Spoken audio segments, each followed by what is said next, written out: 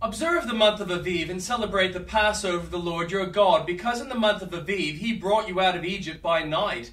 Sacrifice as the Passover to the Lord your God an animal from your flock or herd at the place the Lord will choose as a dwelling for his name. Do not eat it with bread made with yeast, but for 7 days eat unleavened bread, the bread of affliction, because you left Egypt in haste, so that all the days of your life you may remember the time of your departure from Egypt. Let no yeast be found in your possession in all your land for 7 days. Do not let any of the meat you sacrifice on the evening of the first day remain until morning. You must not sacrifice the Passover in any town the Lord your God gives you, except in the place he will choose as a dwelling for his name. There you must sacrifice the Passover in the evening when the sun goes down on the anniversary of your departure from Egypt. Roast it and eat it at the place the Lord your God will choose. Then in the morning return to your tents. For 6 days eat unleavened bread, and on the 7th day hold an assembly to the Lord your God and do no work. Count off 7 weeks from the time you begin to put the sickle to the standing grain. Then celebrate the festival of weeks to the Lord your God by giving a freewill offering in proportion to the blessings the Lord your God has given you. And rejoice before the Lord your God at the place he will choose as a dwelling for his name. You and your sons and daughters, your male and female servants, the Levites in your towns, and the foreigners, the fatherless, and the widows living among you. Remember that you were slaves in Egypt, and follow carefully these decrees. Celebrate the festival of the tabernacles for 7 days after you have gathered the produce of your threshing floor and your winepress. Be joyful at your festival, your sons and daughters, your males and female servants, and the Levites, the foreigners, the fatherless, and the widows who will live in your towns. For 7 days celebrate the festival to the Lord your God at the place the Lord will choose. For the Lord your God will bless you in all your harvest and in all the work in your hands, and your joy will be complete. 3 times a year all your men must appear before the Lord your God at the place he will choose. At the festival of unleavened bread, the festival of weeks, and the festival of tabernacles, no one should appear before the Lord your God empty-handed. Each of you must bring a gift in proportion to the way the Lord your God has blessed you. Appoint judges and officials for each of your tribes in every town the Lord your God is giving you, and they shall judge the people fairly. Do not pervert justice or show partiality. Do not accept a bribe, for a bribe blinds the eyes of the wise and twists the words of the innocent. Follow justice and justice alone, so that you may live and possess the land the Lord your God is giving you. Do not set up any wooden Asherah poles beside the altar you build to the Lord your God, and do not erect a sacred stone, for these the Lord your God hates.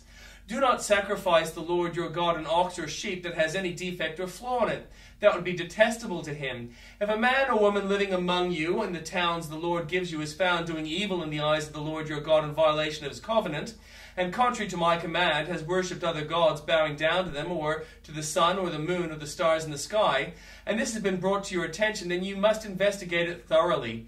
If it is true and it has been proved that this detestable thing has been done in Israel, take the man or woman who has done this evil deed to your city gate and stone that person to death.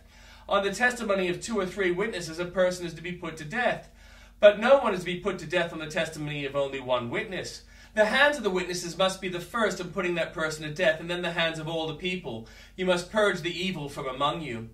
If cases come before your courts that are too difficult for you to judge, whether bloodshed, lawsuits, or assaults, take them to the place the Lord your God will choose. Go to the Levitical priest and the judge who is in office of that time. Inquire of them, and they will give you the verdict, and you must act according to the decisions they give you at the place the Lord will choose.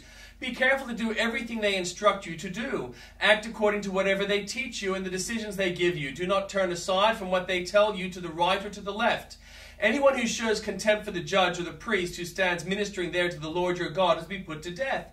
You must purge the evil from Israel. All the people will hear and be afraid and will not be contemptuous again. When you enter the land the Lord your God is giving you, and you have taken possession of it and settled in it, and you say, let us set a king over us like the nations around us, be sure to appoint over you a king the Lord your God chooses. He must be from among the fellow Israelites. Do not place a foreigner over you, one who is not an Israelite. The king, moreover, must not acquire great numbers of horses for himself, or make the people return to Egypt to get more of them. For the Lord has told you, you are not to go back that way again. He must not take many wives, or his heart will be led astray. He must not accumulate large amounts of silver and gold. When he takes the throne of his kingdom, he is to write for himself on a scroll a copy of his law, taken from that of the Levitical priests. It is to be with him, and he is to read it all the days of his life, so that he may learn to revere the Lord his God and follow carefully all the words of his law and these decrees, and not consider himself better than his fellow Israelites and turn from the law to the right or to the left. Then he and his descendants will reign a long time over his kingdom in Israel. The Levitical priests, indeed the whole tribe of Levi, are to have no allotment or inheritance with Israel. They shall live on the food offerings presented to the Lord, for that is their inheritance. They shall have no inheritance among their fellow Israelites. The Lord is your inheritance, as he promised them.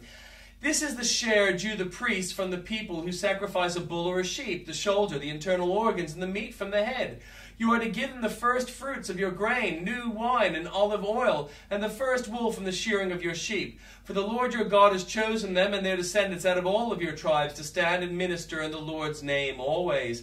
If a Levite moves from one of your towns anywhere in Israel where he is living, and comes in all earnestness to the place the Lord will choose, he may minister in the name of the Lord his God like all his fellow Levites, who serve there in the presence of the Lord. He is to share equally in their benefits, even though he has received money from the sale of family possessions. When you enter the land the Lord your God is giving you, do not learn to imitate the detestable ways of the nations there. Let no one be found among you who sacrifices their son or daughter in the fire, who practices divination or sorcery, interprets omens, engages in witchcraft, or casts spells, or who is a medium or a spiritualist, who consults the dead. Anyone who does these things is detestable to the Lord. Because of these same detestable practices, the Lord your God will drive out those nations before you. You must be blameless before the Lord your God. The nations you will dispossess listen to those who practice sorcery or divination. But as for you, the Lord your God has not permitted you to do so. The Lord your God will raise up for you a prophet like me from among you and from your fellow Israelites. You must listen to him, for this is what you asked of the Lord your God at Horeb on the day of the assembly, when you said, Let us not hear the voice of the Lord our God, nor see this great fire any more, or we will die. The Lord said to me, What they say is good. I will raise up for them a prophet like you from among their fellow Israelites, and I will put my words in his mouth. He will tell them everything I command him. I myself will call to account anyone who does not listen to my words that the prophet speaks in my name. But a prophet who presumes to speak in my name anything I have not commanded, or a prophet who speaks in the name of other gods, is to be put to death. You may say to yourselves, How can we know when a message has not been spoken by the Lord? If what a prophet proclaims in the name of the Lord does not take place or come true, that is a message the Lord has not spoken. That prophet has spoken presumptuously, so do not be alarmed. And from the New Testament, as Jesus was leaving the temple, one of his disciples said to him, Look, teacher, what massive stones, what magnificent buildings. Do you see all these great buildings? Replied Jesus. Not one stone here will be left on another. Everyone will be thrown down. As Jesus was sitting on the Mount of Olives opposite the temple, Peter, James, John, and Andrew asked him privately, Tell us, when will these things happen? And what will be the sign that they are about to be fulfilled? Jesus said to them, Watch out that no one deceives you. Many will come in my name, claiming I am he, and will deceive many. When you hear of wars and rumors of wars, do not be alarmed. Such things must happen. But the end is still to come. Nations will rise against nation and kingdom against kingdom. There will be earthquakes in various places and famines. These are the beginning of birth pains. You must be on your guard. You'll be handed over to the local councils and flogged in the synagogues. On account of me, you will stand before governors and kings as witnesses to them. And the gospel must first be preached to all nations. Whenever you are arrested and brought to trial, do not worry beforehand about what to say. Just say whatever is given to you at the time, for it is not you speaking, but the Holy Spirit. Brother will betray brother to death, and a father his child. Children will rebel against their parents and have them put to death. Everyone will hate you because of me, but the one who stands firm to the end will be saved. When you see the abomination that causes desolation standing where it does not belong, let the reader understand. Then let those who are in Judea flee to the mountains. Let no one in the housetop go down or enter the house to take anything out. Let no one in the field go back to get their cloak. How dreadful it will be on those days for pregnant women and nursing mothers. Pray that this will not take place in winter, because those will be days of distress unequaled from the beginning, when God created the world until now, and never to be equaled again. If the Lord had not cut short those days, no one would survive. But for the sake of the elect whom he has chosen, he has shortened them.